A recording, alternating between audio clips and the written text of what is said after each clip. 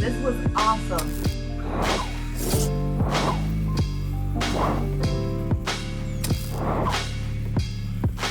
Thank you for tuning in.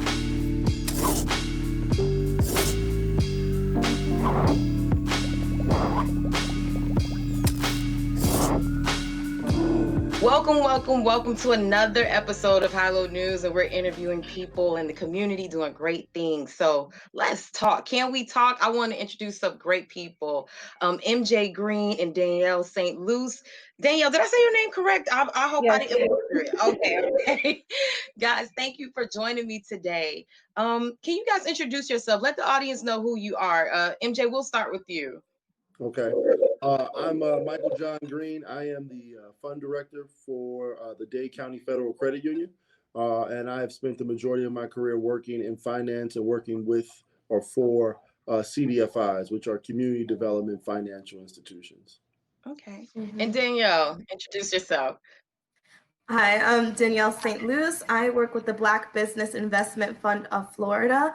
We are a statewide community lender who've been in the state of Florida for the past 30 plus years. And we're one of the CDFIs that are working with the RISE Fund and reaching out to the clients individually to collect the documents and help get them processed. Okay, that's what's up. And today I wanted to have you guys on to talk about the Rise Miami-Dade Fund. Can you tell me what your involvement is, Danielle, with the fund and how you work with that in the community? Sure. So with RISE, you apply for the fund through Dade County Federal Credit Union, and they'll assign your application to one of three CDFIs, Community Development Financial Institutions, BBIF, Axion East, and Miami Bayside Foundation. What we do is we'll qualify, we'll reach out to the clients, we'll collect the documents, we'll hold some conversations, maybe even give some advisory services and support, because a lot of our small businesses, there are little things that are needed for the loan and to get the money that they don't have. So we help them to get to that level and send that up to Dade County for them, for the credit union to finish packaging and closing. Okay. And MJ, how did this fund come to be, and what is your work with the fund? Sure. So I really think this fund is the perfect public-private partnership, right? So it was a collection of the local CDFIs on the ground, our elected officials, Eileen Higgins and the Miami-Dade County mayor, and the credit union, all coming together, which also the credit union is also a CDFI, all coming together to put together a plan to really help the small businesses. We felt that there were a lot of small businesses, primarily Black and brown, that were missed in the PPP and EDIL fund, or just didn't receive enough money to really make it through this pandemic. I think we all can say that we thought that this lasted longer than any of us anticipated. And so we're all working together. My role, I'm the fund director, so kind of just overseeing everything, making sure things go well, working with the CDFIs, and then trying to raise additional capital. One thing that we probably won't talk a lot about today, but I do want to say early on, is that the idea, this public-private partnership has set up a fund that should last in perpetuity, right, forever. These funds should be for and should be here for Miami-Dade County small businesses for forever. And so they'll revolve. People will borrow from them today and borrow from them in the future. We really think that that's really important to support this community, because Miami-Dade County is the best small business community in the United States and the most diverse by leaps and bounds. Wow. I didn't know that we were the best community for small businesses. Let's not just say for, but they have the most amount of small businesses. And that's what Forbes says, that it's the best small business community in the United States. I think somewhere around 80% of everyone in Miami-Dade County is employed by what someone would call, the SBA would call a small business. That's amazing. And that to me makes this fund even more important when you think about it. I was looking you guys up and I saw that $25 million will be given out in funding. MJ, how can people apply for that? Sure. So there's a website, risemiamidade.com. I do want to be a little cognizant of the verbiage given out. The funds will be loaned to you. Okay. So it's a loan. The interest rate is low, right? You'll be paying that back over either 3 or 5 year period at the prime rate, which is 3.25 at the moment, so very affordable. But they can find and apply at risemiamidade.com. It's a very simple, easy application process. And then the CDFIs reach out to you, and then you just send them some documents, taxes, bank statements, and business tax receipt, and then you're kind of good to go. We take it from there. Okay. And are there like any other special qualifications that you need to have? Are there like, or what would make someone disqualified? Yeah, one of the great things about this is all about Miami-Dade County, right? So you need to be a business in Miami-Dade County. You need to live in Miami-Dade County, and be in business for 2 years. So if you've been in business, you've added, being in business in the community, you've added value for 2 years to the community, and it's a 2-year rolling date, right? Those are about all you need to be able to apply. Under 25 employees and under $2 million in revenue, because we're really focusing on the small businesses, right? To get capital to those businesses that we all frequent and enjoy. Oh, I love that. Danielle, you've done a lot of work around this topic.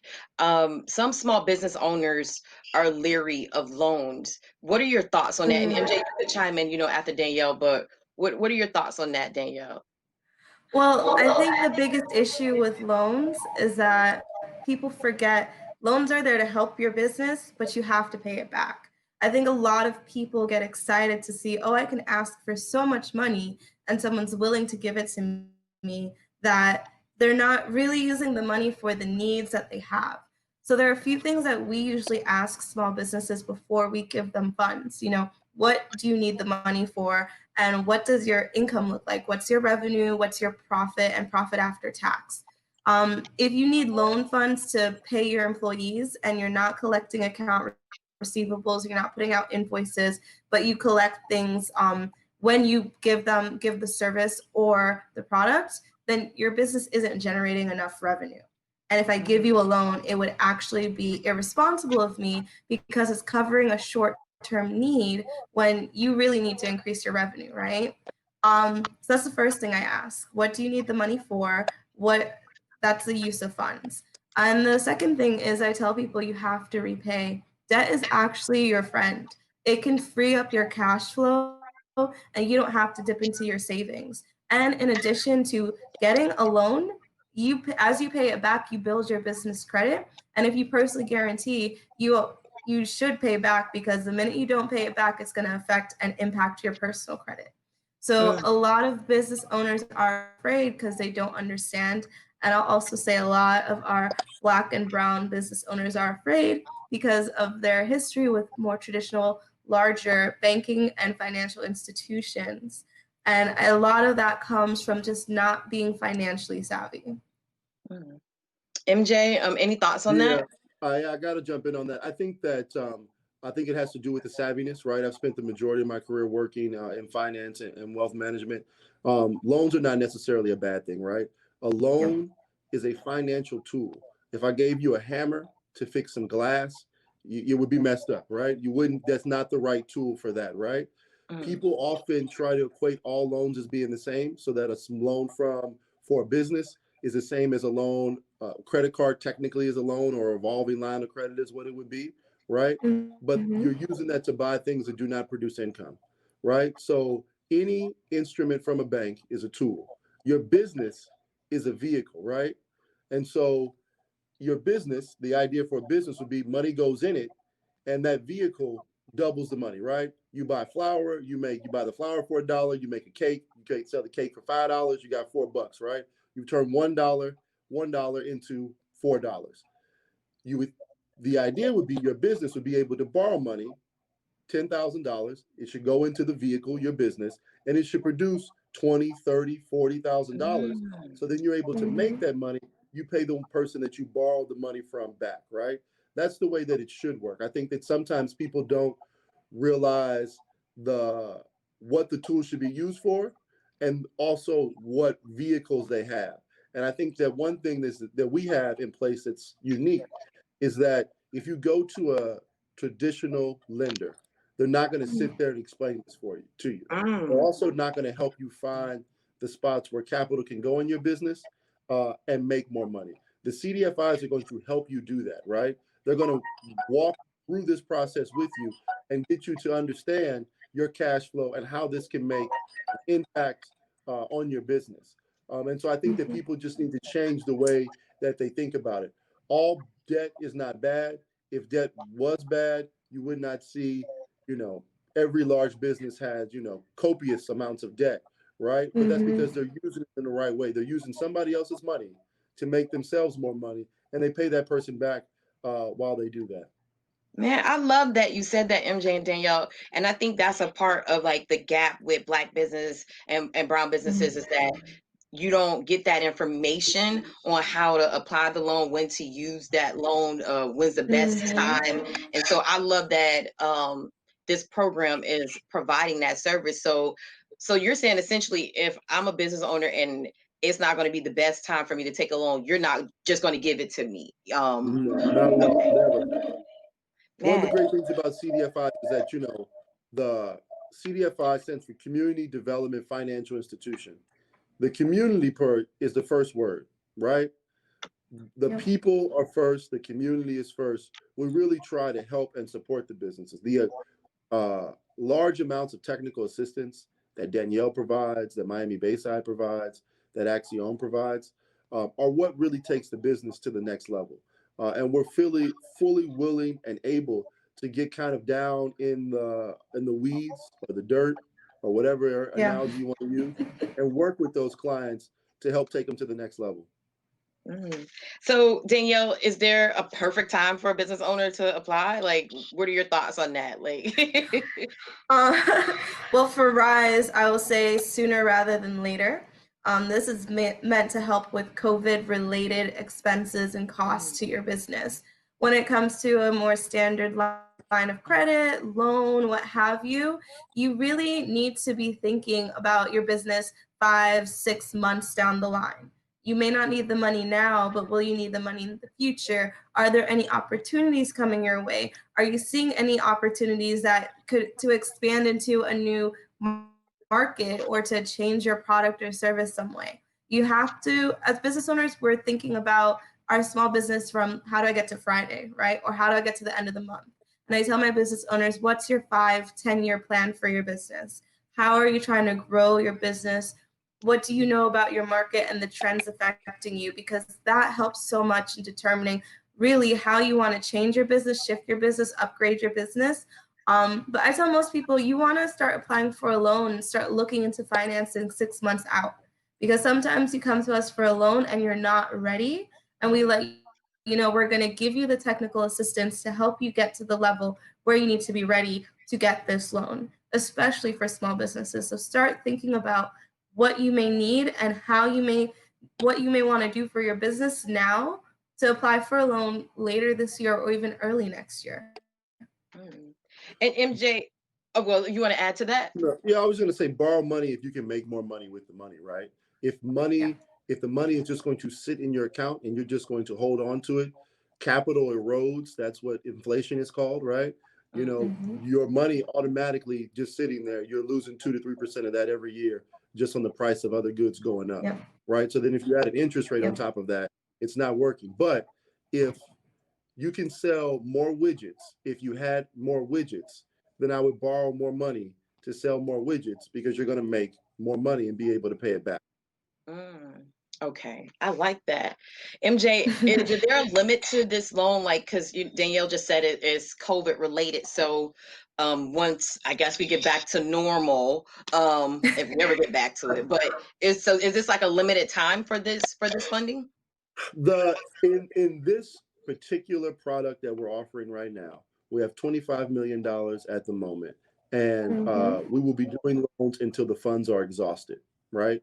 So it's important to apply now. We have a host of applications, almost 2,000 applications at the moment, and we're going through them as fast as we possibly can while still trying to provide the best due diligence that we can.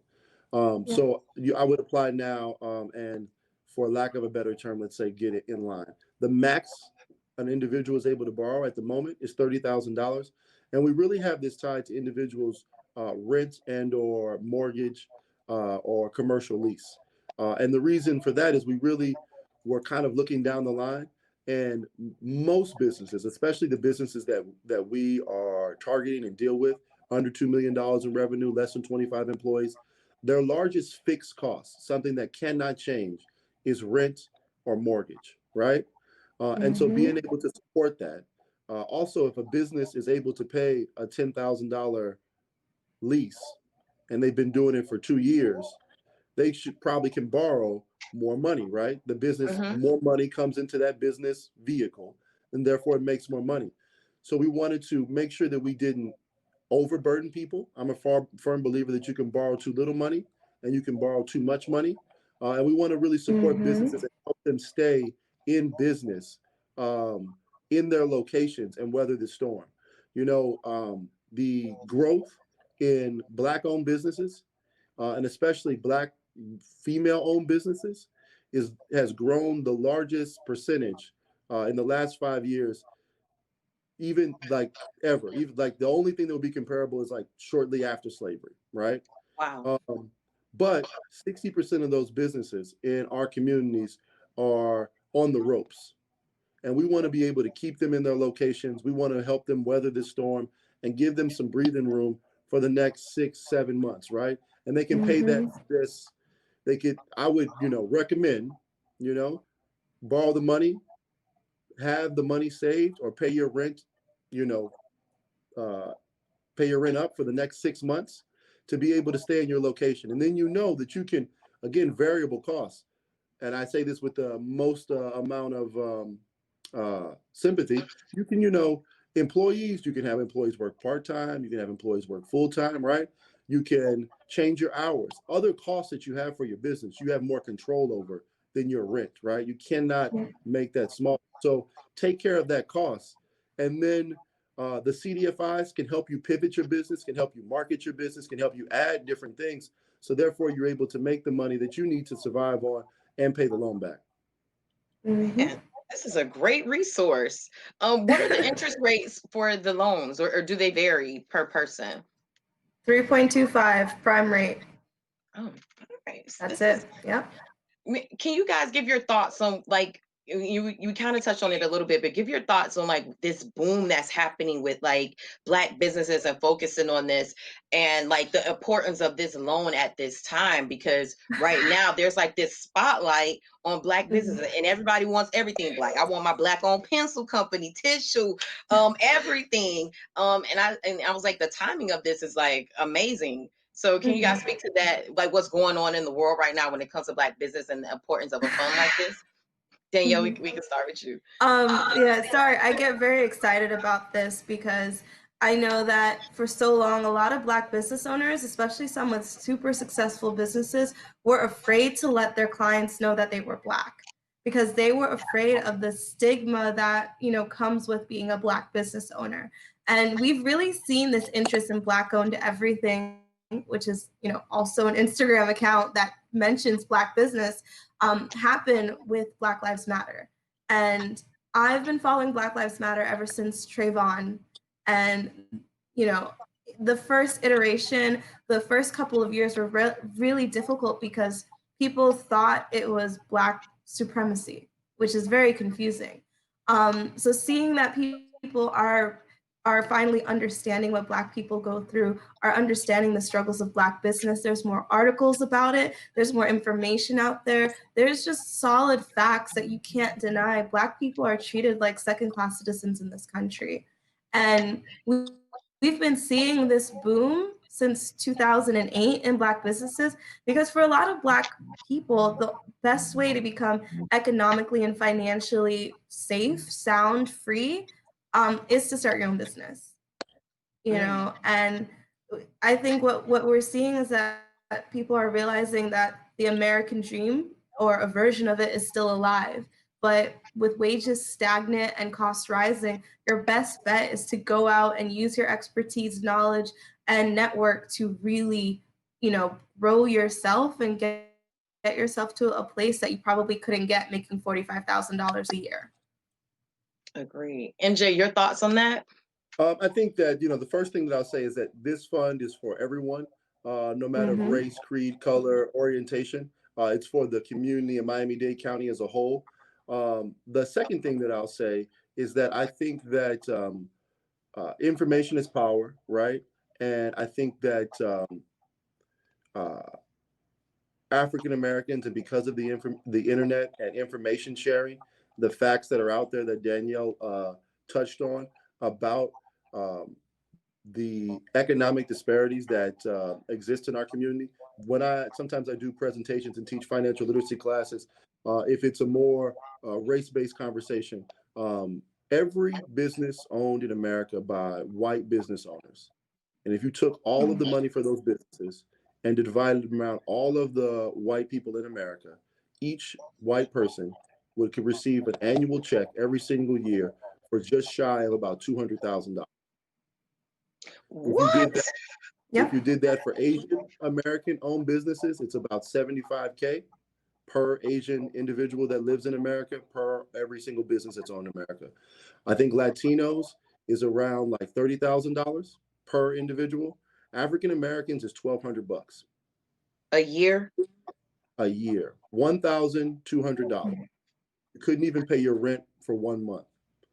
Um, Mm-hmm. I also am a part of a group of Miami investors at a Black Angel Investment Group. Oh, I Uh, heard of them. Yeah. some guys from California did a presentation for us, and it was an all-Black investment group that had started their own Mm-hmm. fund. When an individual asked, "Do you only invest in Black businesses?" the presenter almost fell out of his chair and laughed and said, "No, I want to make money. It's too hard." And not because the Black businesses are not making money, but because of the uphill battle that Black uh, business owners, Black startups have to go through, and how difficult it is when you do invest money in that business to get to your multiples, right?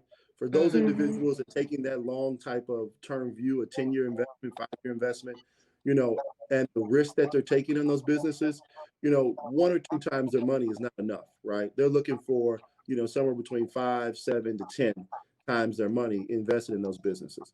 So I think that the only thing that we can really do to help change that is to support each other, right?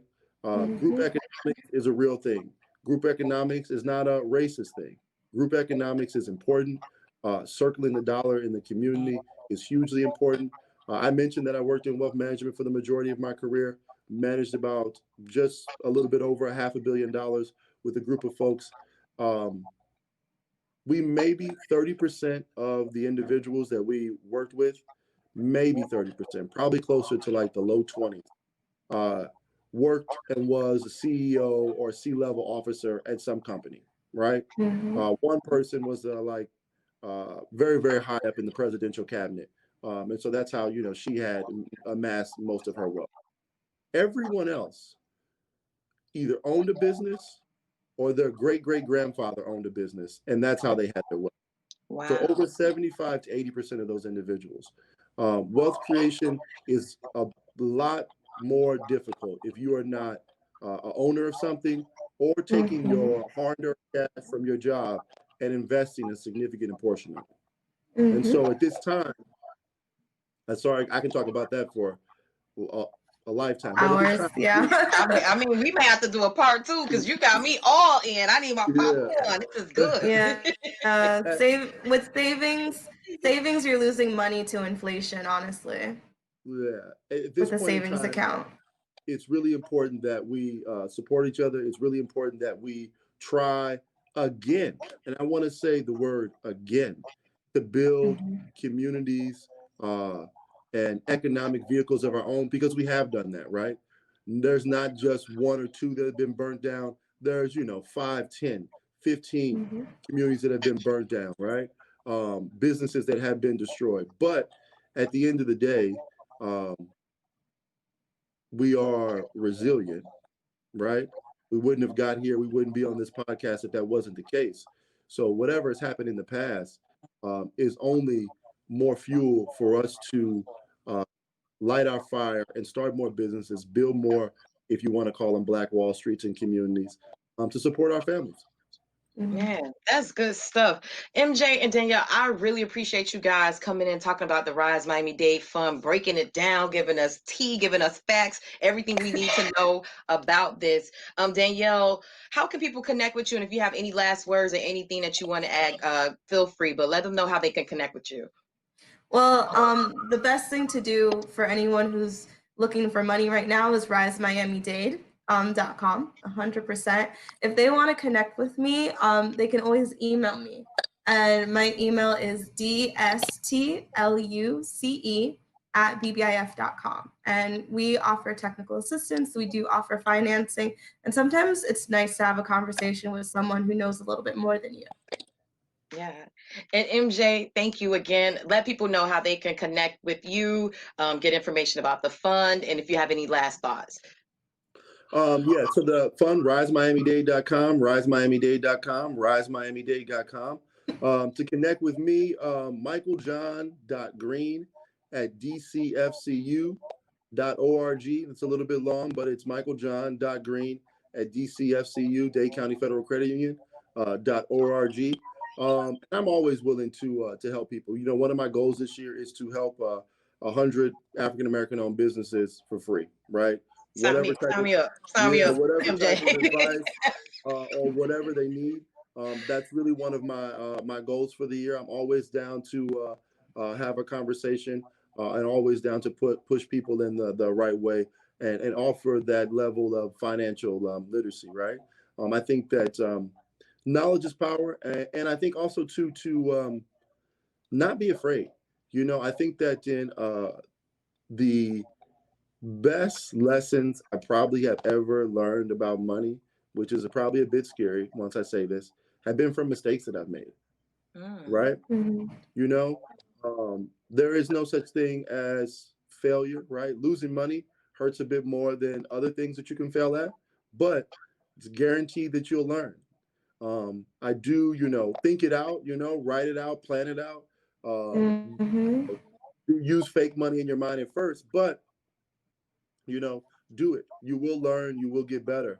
If you have a business, the time is now. One other thing, and the last thing that I'll say is that one great thing that working in investments taught me during the last financial crisis is that during any crisis like this, that's try to not look at things as necessarily good or bad, but opportunity, right?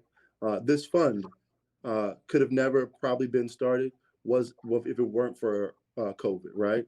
COVID presented an opportunity for the county, for the CDFIs, and for the credit union, which is a CDFI, to come together and work together, right? I think that we all knew that something like this could be created, but the fire that was lit under us and us coming together, the dollars from the federal government all came together and presented this opportunity for us to be able to take advantage of, right? So, sometimes you got to take a step back, take all the emotion. I think that business and money, there's no room for emotion, right? Emotion, I think, makes you make bad decisions. Take the emotion out of it and look at it and see the opportunities, right? There are many businesses need to pivot, many businesses need to add different things and make the changes that they need to make now. But a host of opportunities, a host of opportunities for different businesses are out there, right? The cleaning of commercial facilities, schools, buses, office spaces. That business, has had to grow, 3 or 4-fold, right? Telemedicine has grown 3 or 4-fold. Any type of Zoom, the StreamYard we're using now, these platforms have grown 3 or 4-fold, right? A host of opportunities will come from this as other things do shutter. Don't focus on the negative, focus on the positive and find the opportunity for your business, for your family, and for yourself. I love that. Find the opportunity. And anybody who didn't catch, your contact information, I'm gonna definitely make sure I drop that in the description Yeah, I box. was going to say, if they're trying to find me, if they just find you first, they can find me. So Yeah, I'm gonna make sure I put the hyperlinks and everything in there so people can connect with you guys and make sure that they get directly to you. Again, I really appreciate you guys coming on. If you ever want to come back on talk about finance, business, I love that. People love these conversations and it's so needed. And all thank right. you guys for watching High Low News. We appreciate you for rocking with us.